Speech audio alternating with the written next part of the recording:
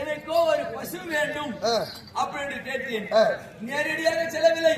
தூதர் இடத்திலே சொல்லவும், தூதுவர் நேரடியாக பாஞ்சாலனிடத்தில் சொல்லவும் சொன்ன பிறகு அந்த நேரத்திலேயே அந்த பாஞ்சாலன் என்ன தெரிவித்தார் தெரியுமா? என்ன தெரிவித்தார்? ஐயா துரோணரா ஐயா அப்படி என்று எனக்கு தெரியாது. சொன்ன கல்வியை மறந்து விட்டாரு. ஏனென்றால் இன்று பசுவுக்கு வந்தவன் நாளை பாதி ராஜ்யத்துக்கு வருவான் அப்படின்னு எண்ணம் கொண்டு மனதிலே எண்ணம் கொண்டு அது நினைவுக்கு வந்தது அந்த பாஞ்சாலனுக்கு. அப்படி என்று என்ன சொன்னா தெரியுமா?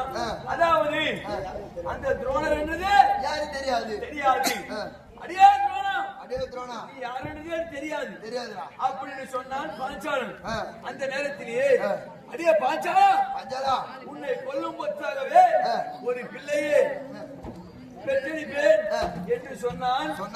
பாஞ்சாலன் இடத்தில் அரசி நீ என்னடா என்னிடத்துல சொல்வது அப்படி என்று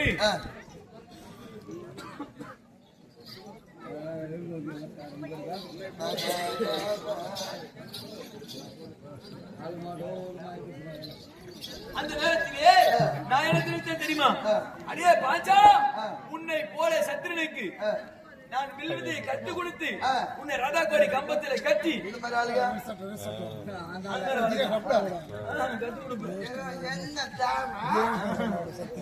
அப்படி உன்னை போல சத்திரனுக்கு வில் பயிற்சி கற்றுக் கொடுத்து உன்னை ரதாக்கோடி கம்பத்தில கட்டி ஈத்துறை சபதம் செய்தேன்.